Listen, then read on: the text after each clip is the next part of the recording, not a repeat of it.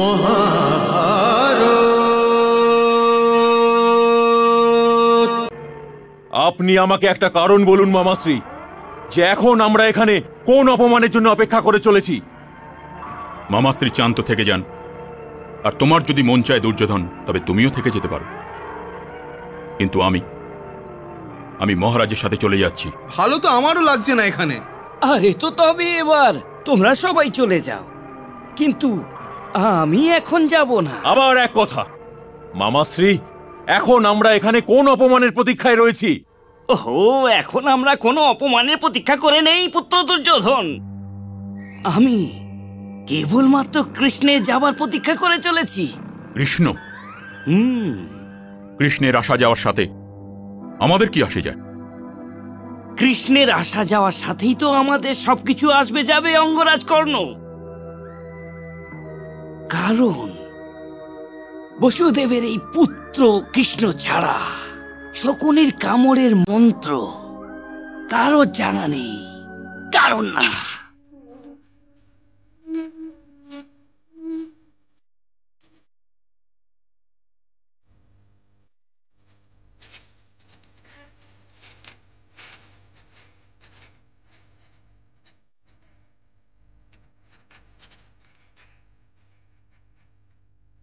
এসো।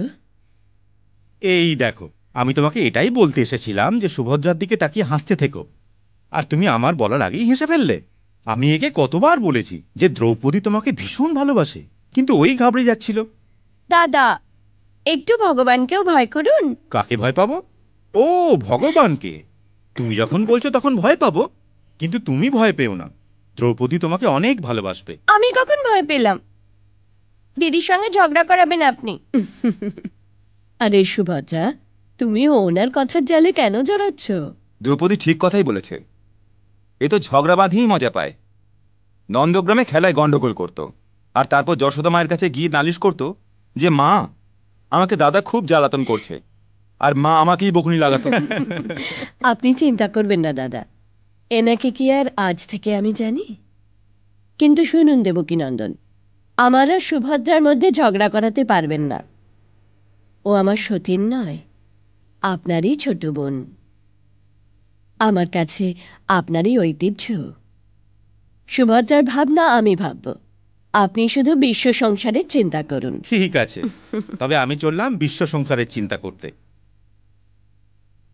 চলুন দাদা।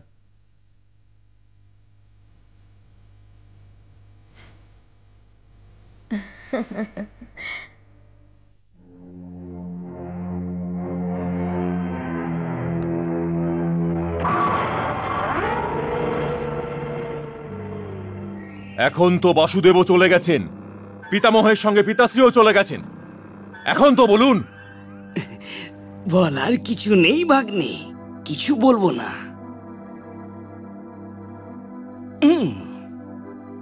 এবার তো আমার অন্তিম খেলা আরম্ভ হতে চলেছে। তুমি চুপচাপ বসে থাকো আর দেখতে থাকো। এখন আমার আর সম্রাট যুধিষ্ঠিরের পাশা খেলা জমবে। সম্রাট যুধিষ্ঠির। মহাভারত।